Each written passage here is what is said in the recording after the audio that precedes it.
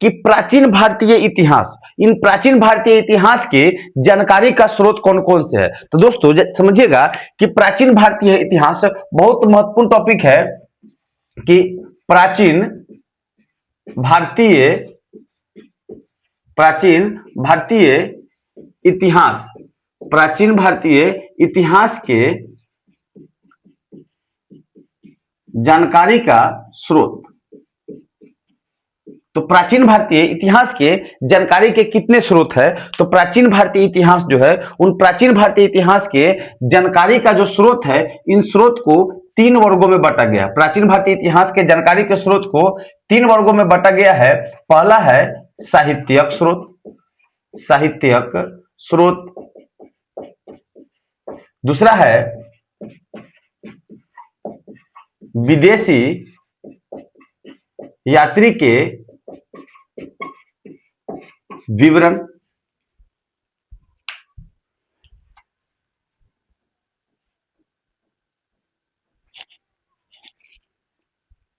विदेशी यात्री के विवरण, और तीसरा है पुरातात्विक स्रोत। दोस्तों तो प्राचीन भारतीय इतिहास की जो जानकारी है, हमें प्राचीन भारतीय इतिहास की जानकारी 3 जगहों से मिलती है। पहला है साहित्यिक स्रोत से, दूसरा है विदेशी यात्रियों के विवरण से, और तीसरा है पुरातात्विक स्रोत से, जिसमें हम सबसे पहला जिक्र करेंगे कि साहित्यिक स्रोत से। सुनिएगा कि प्राचीन भारतीय इतिहास की जानकारी के स्रोत में जो साहित्यिक स्रोत है, कौन स्रोत? तो साहित्यिक स्रोत, उन साहित्यिक स्रोत को 2 वर्गों में बांटा गया है। साहित्यिक स्रोत को 2 वर्गों में बांटा गया है।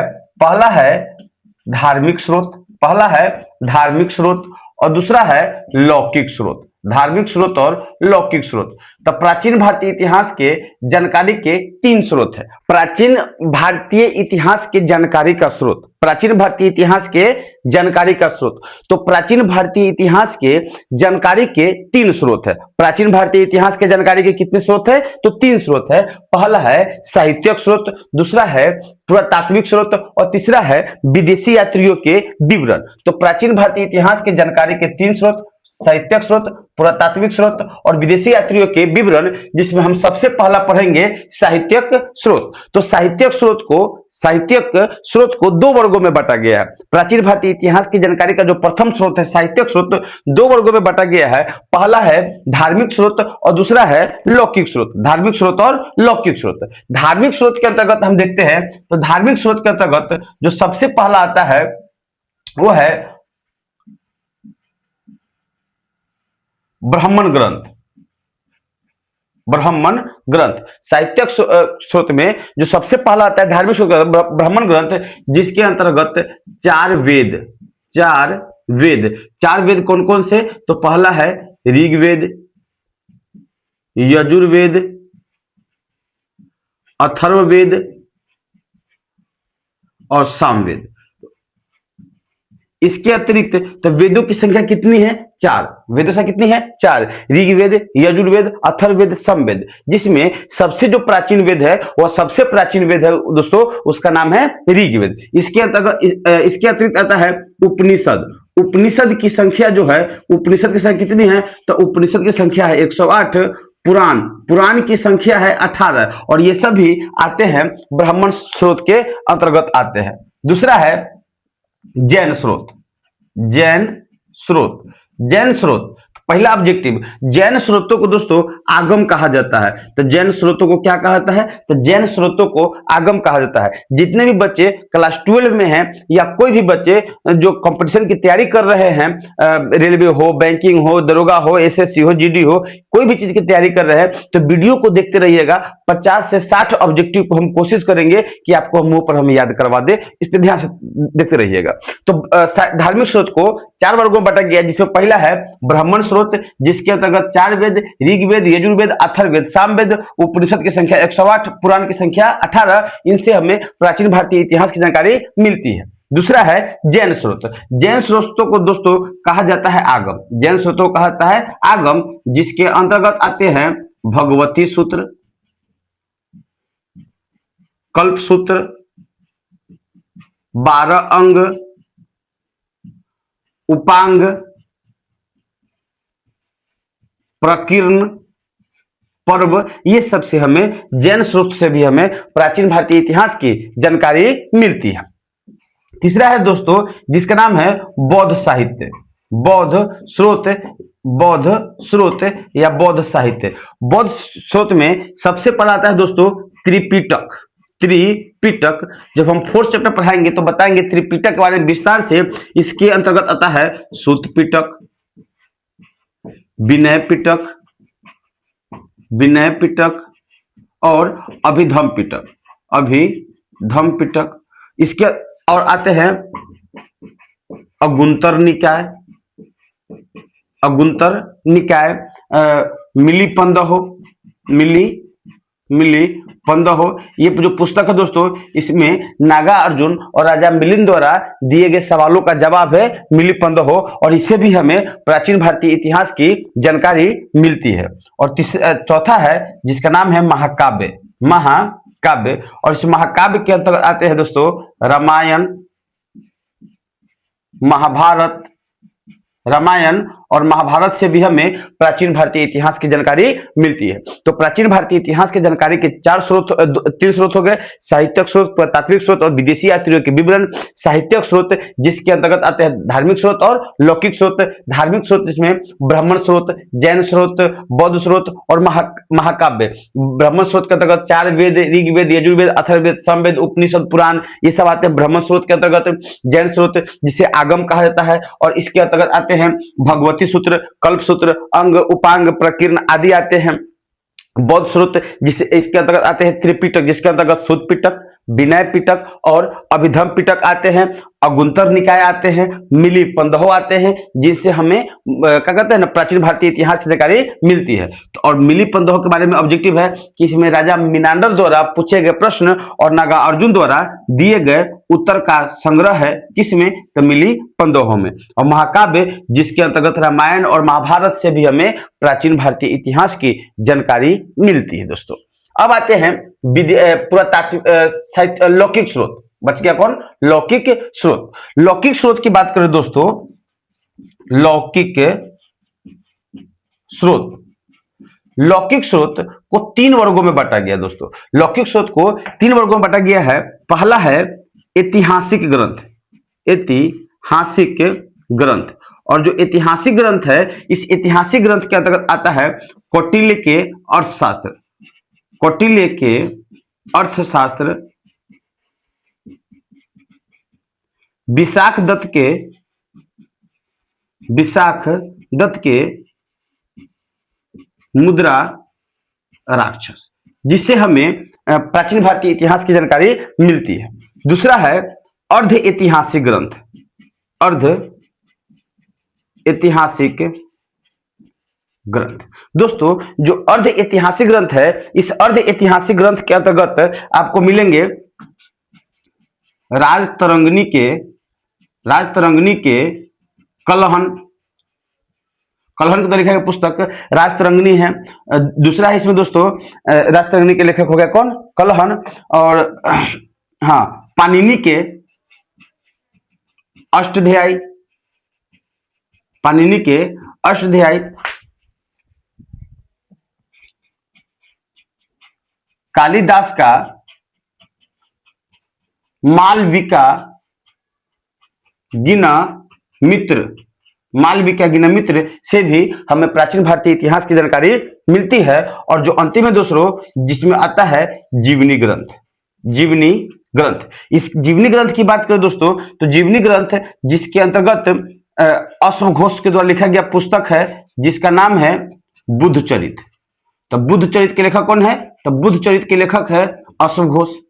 हर्षचरित, हर्षचरित जिसके लेखक है वान भट्ट, जिससे हमें प्राचीन भारतीय इतिहास की जानकारी मिलती है। इसके बाद आए तो चंद्रवरदाई के है पृथ्वीराज राजो, पृथ्वीराज राजो के लेखक कौन है? चंद्रवरदाई है। तो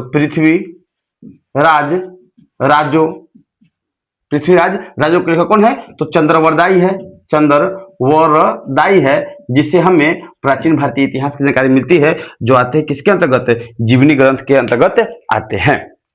तो वेदों की संख्या कितनी है? तो वेदों की संख्या 4। उपनिषद की संख्या कितनी है? तो उपनिषद संख्या 108।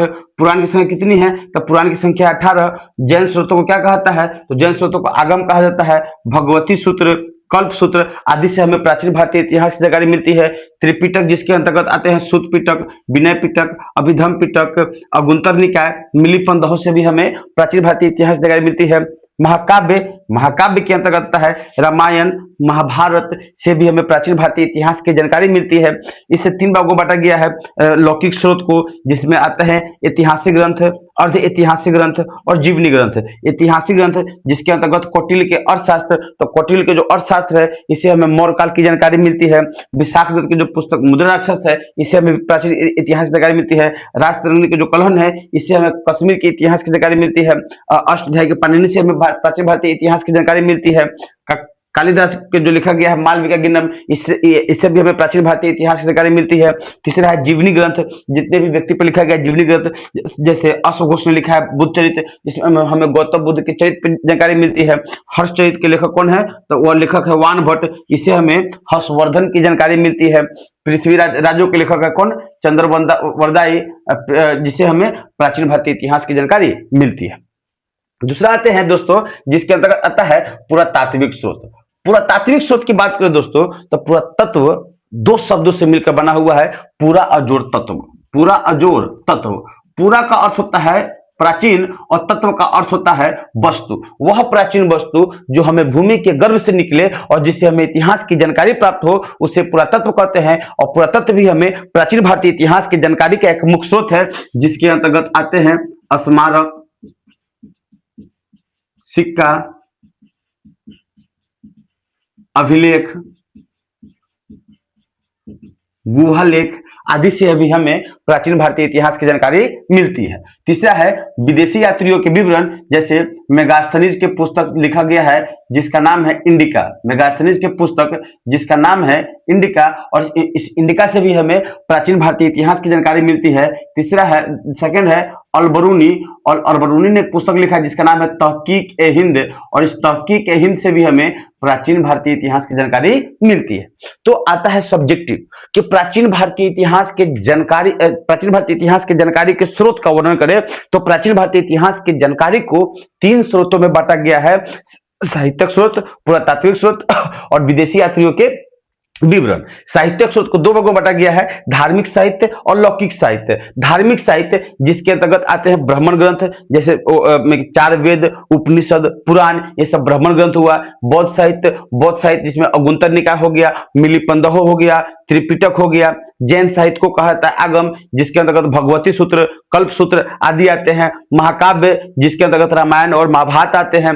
सेकंड हो गया लौकिक साहित्य। लौकिक साहित्य को 3 वर्गों में बांटा गया है, जिसका आता है ऐतिहासिक ग्रंथ, अर्ध ऐतिहासिक ग्रंथ और आता है जीवनी ग्रंथ। तो ऐतिहासिक ग्रंथ में कौन कौन से पुस्तकें आएंगे हम लिख दिए हैं कि ऐतिहासिक ग्रंथ में 2 पुस्तकें हम लिखे हैं, और अर्ध ऐतिहासिक ग्रंथ में हमने 3 पुस्तकें लिखे हैं, और जीवनी ग्रंथ में भी हमने 2 यहां लिखे हैं और 1 यहां पे लिखे हैं, जिससे हमें प्राचीन भारतीय इतिहास की जानकारी मिलती है। दूसरा पुरातात्विक से बता दिए कि भूमि के गर्भ से जो वस्तु निकले और जिससे हमें इतिहास की जानकारी मिले उससे भी हम पुरातत्व कहते हैं, और वो हमें प्राचीन भारतीय इतिहास की जानकारी देती है। और तीसरा, ऐसे व्यक्ति जो भारत में आए और उन्होंने अपना खुद का एक जीवनी लिखा और भारत के समक्ष जानकारी दी है भारत के बारे में, वह होते हैं कौन? तो विदेशी यात्रियों के विवरण, और विदेशी यात्रियों के विवरण से भी हमें प्राचीन भारतीय इतिहास की जानकारी मिलती है। जैसे आते दोस्तों, तो हम बताते हैं कि बौद्ध जैन धर्म का ग्रंथ है जिसका नाम है भगवती सूत्र। जैन धर्म के ग्रंथ भगवती सूत्र। भगवती सूत्र किस धर्म का ग्रंथ है? जैन धर्म का। और बौद्ध धर्म का है, बौद्ध धर्म के है जिसका नाम है अगुंतर निकाय। अगुंतर निकाय। तो जैन धर्म का ग्रंथ हो गया भगवती सूत्र और बौद्ध धर्म का ग्रंथ हो गया अगुंतर निकाय। जैन धर्म और बौद्ध धर्म के ग्रंथ जो है भगवती सूत्र और अगुंतर निकाय से हमें जानकारी मिलती है कि भारत में कुल 16 महाजनपद थे। 16 महाजनपद थे। तो भारत में कुल महाजनपद की संख्या कितनी थी? 16। भारत में कुल महाजनपद की संख्या कितनी थी? 16। और 16 महाजनपद में सबसे पावरफुल महाजनपद कौन था? तो सुनिएगा कि 16 महाजनपद में जो सबसे पावरफुल महाजनपद था उसका नाम आप लोग सुनकर और कमेंट में बताइएगा कि इसका सबसे पावरफुल महाजनपद कौन था। आज हम लोग पढ़ेंगे मगध साम्राज्य के बारे में। तो मगध जो बिहार यूपी का मुख्य केंद्र होता था, और आपको बता दें कि जो मगध महाजनपद था, इस मगध महाजनपद सबसे बेहतर उत्थान में था। तो मगध महाजनपद को बेहतर उत्थान, बेहतर विकास के मुख्य कारण क्या था? तो मगध महाजनपद की बात करते हैं तो मगध महाजनपद का, मगध का उत्थान, उत्थान मतलब विकास के कारण। तो पहला भौगोलिक स्थिति की बात करें तो भौगोलिक स्थिति की बात करें तो दोस्तों, हम बोर्ड छोटा है, स्मार्ट बोर्ड है नहीं, लिमिट में ही हम लिख सकते हैं, बार बार इसको हम मिटा सकते नहीं है, नहीं तो वीडियो लंबा हो जाएगा। तो सुविधा का भी अभाव है और आप लोग मदद तो करते नहीं है, ताकि इसको वीडियो को शेयर करें, सब्सक्राइब लाइक बढ़ाए, ताकि हम और भी बेहतर से बेहतर सुविधा दे सके। इसलिए हम वीडियो को ज्यादा लंबा नहीं कर सकते हैं, इस वीडियो को 2 या 3 पार्ट में बनाएंगे। अगर आप लोग चाहिएगा कमेंट कीजिएगा। तो भौगोलिक स्थिति की बात करें, सुनिए, मगध साम्राज्य की प्राचीन राजधानी थी जिसका नाम था राजगिरी। तो मगध साम्राज्य की जो प्राचीन राजधानी थी राजगिरी, और यह राजगिरी चारों तरफ से पहाड़ियों से घिरा हुआ था, अतः यहाँ के राजाओं के द्वारा दूसरे राज्य पे आक्रमण करना आसानी से संभव था, बट बाहरी राजाओं के द्वारा यहाँ पे आक्रमण करना थोड़ा कठिन था। नई राजधानी पाटलिपुत्र। जो पाटलिपुत्र थी यह गंगा, सोन और पुनपुन नदियों के संगम पर बसा हुआ था, और गंगा, सोन और जो पुनपुन नदी थे ये सुरक्षा प्रदान करते थे, संचार की, परिवहन की सुविधा प्रदान करते थे, जो इसके उत्थान का मुख्य कारण था। तीसरा कारण बताते हैं। तीसरा कारण क्या था कि यह गंगा के गोद में बसा हुआ था। कौन? तो यह मगध साम्राज्य गंगा, सोन, पुनपुन नदियों के गोद में बसा हुआ था, जिसके कारण से यहाँ के आसपास की भूमि भी काफी अत्यधिक उपजाऊ थी, और यह भी एगो मगध साम्राज्य के विकास का एक मुख्य कारण था। तीसरा, नेक्स्ट क्या बताते हैं, यहाँ पे लोहे का मुख्य रूप से खदान थे, अतः यहाँ पे अस्त्र शस्त्र का निर्माण करना काफी बेहद आसान था। यहाँ पे घोड़े और हाथी के भी चलाना आसान था, जो इसके लिए जो इसको उत्थान का मुख्य कारण बना। यहाँ के जितने भी शासक हुए, चंद्रगुप्त मौर्य, अशोक, बिंबिसार, ये सभी शासक भी कहीं ना कहीं एक शक्तिशाली होने के महाजनपद का मुख्य क्या बना था? कारण बना हुआ। तो आते हैं, तो मगध महाजनपद को उत्थान के कारण आपने जान लिया। तो अब आते हैं कि मगध तो मगध की स्थापना किया था बृहदत्त ने। मगध की स्थापना किया था किसने? तो बृहदत्त ने किया था। लेकिन आपके क्लास 12 में यह देखने को नहीं मिलेगी, यह मिलेगा आपको लुसेंट के बुक में, या आगे की जब पढ़ाई कीजिएगा तो जानकारी मिलेगा कि मगध महाजनपद की स्थापना किया था बृहदत्त ने। किंतु मगध का जो प्रथम वंश था उस वंश का नाम था हर्यक वंश। मगध साम्राज्य का प्रथम वंश कौन था? तो मगध साम्राज्य का जो प्रथम वंश था उस वंश का नाम था हर्यक वंश। आते हैं इसमें, हर्यक वंश की स्थापना किसने किया था? तो हर्यक वंश का स्थापना किया था, उनका नाम था बिंबिसार। बिंबिसार या बिंबिसार। तो मगध साम्राज्य की स्थापना किसने किया था? तो मगध साम्राज्य का स्थापना किया था बिंबिसार ने। मगध साम्राज्य का स्थापना किसने किया था? तो बिंबिसार ने किए थे। कितने हजार गांवों को मिलाकर? तो 80,000 गांव को मिलाकर साम्राज्य की क्या किए थे? साम्राज्य की स्थापना किए थे। साम्राज्य की स्थापना किए थे। कितने जगहों को मिलाकर? 80,000 गांवों को मिलाकर साम्राज्य की स्थापना किए थे। और अपने शक्ति को मजबूत करने के लिए बिंबिसार ने विवाह नीति का प्रयोग किए, अपने शक्ति को प्रयोग करने के लिए, और 3 विवाह किए। पहला, कौशल राज्य की पुत्री कौशला देवी, कौशल राज्य की पुत्री कौशला देवी। दूसरा, लिच्छवी शासक चेतक की पुत्री चेलना। और तीसरा, मद्र देश के राजकुमारी खेमा के साथ इन्होंने क्या किया? विवाह किया, और विवाह कर अपनी शक्ति को मजबूत किया था। आसपास के राजा से राजा के बेटी से या वहां के किसी के बहन से विवाह कर लिए, तो इससे पावर और स्टेमिना बढ़ा, शक्ति बढ़ा। और तो इन्होंने क्या करते हैं ना कि अपने शक्ति को मजबूत करने के लिए विवाह नीति का प्रयोग किए थे। तो हर्यक वंश की स्थापना किसने किया? बिंबिसार ने किया था। कितने गांव को मिलाकर? 80,000 गांव को मिलाकर। कितने विवाह किए? 3 विवाह किए। प्रथम पत्नी कौन थी? तो कौशला देवी। दूसरी पत्नी कौन थी? चेलना। और तीसरी कौन थी? तो खेमा थी। इन्हीं के दरबार में एक वैद्य थे, वैद्य, उस वैद्य का नाम था जीवक। तो जीवक वैद्य किनके दरबार में थे? तो जीवक वैद्य बिंबिसार के दरबार में थे। इन्हीं के दरबार में एक वस्तुकार था, वस्तुकार, जिसका नाम था महागोविंद। महागोविंद एक वस्तुकार था जो किसके दरबार में थे? बिंबिसार के दरबार में थे।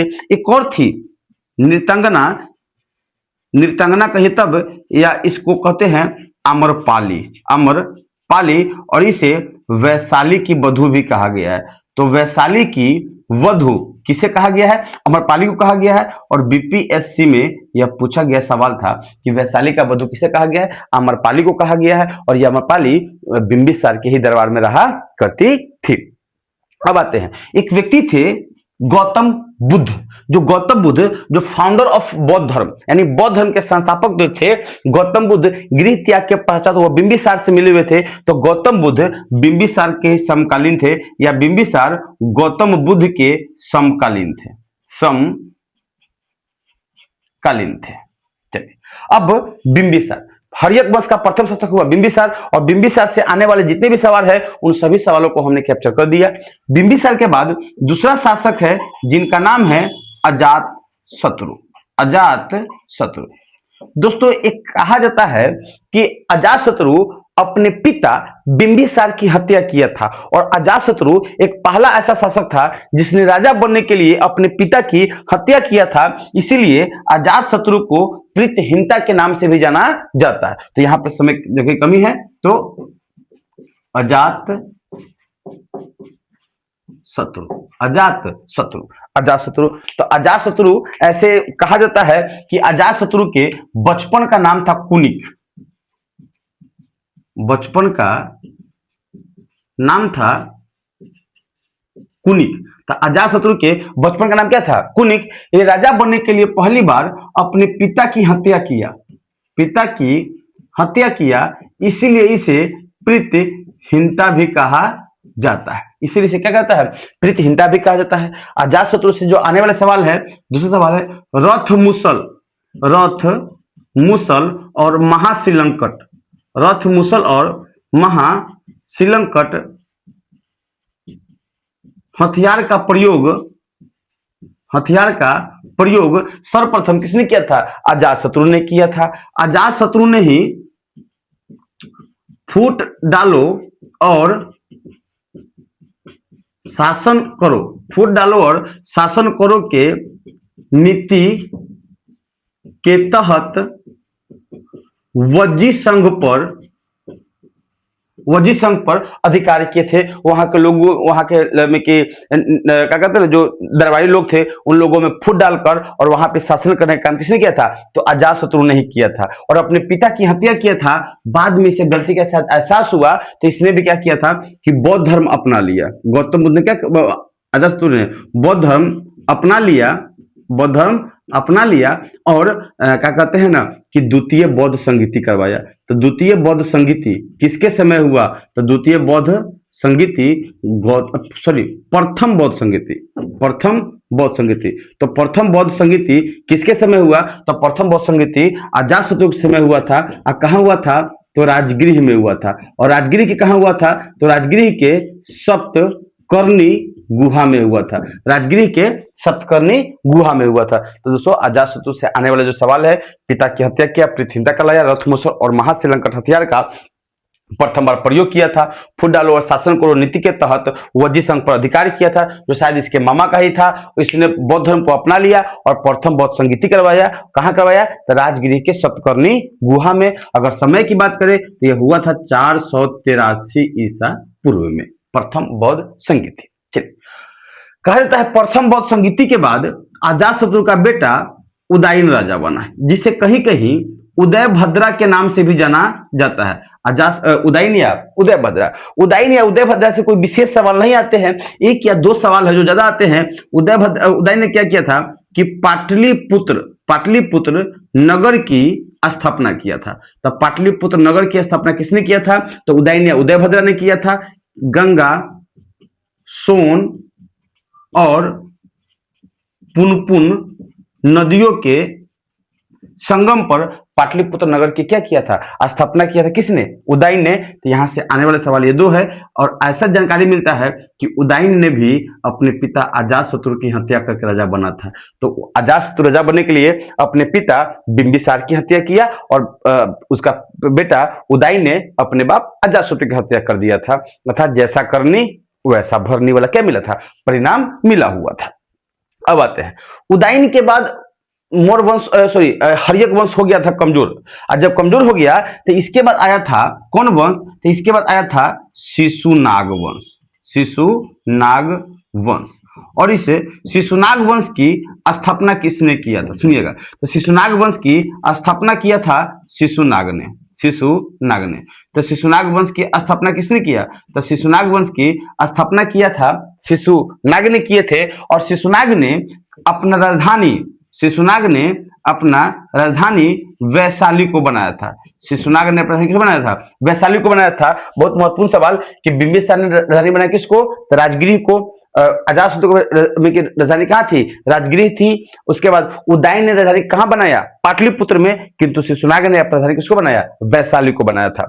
लेकिन शिशुनाग के बाद इसका पुत्र हुआ जिसका नाम था कलाशोक। कलाशोक ने क्या किया? पुनः अपनी राजधानी पाटलिपुत्र कहां ले गया? तो पाटलिपुत्र ले गया। और इसके समय हुआ था द्वितीय बौद्ध संगीति हुआ था। किसके समय थे? कलाशोक के समय हुआ था। और इसके बाद भारत में आता है कौन वंश? तो भारत में आता है नंद वंश। और नंद वंश के स्थापना किए थे जिसका नाम था महापद्म नंद। और इसके अंतिम शासक थे जिसका नाम था घनानंद। घनानंद एक कैसे शासक था? तो घनानंद एक क्रूर टाइप का शासक था। दिन भर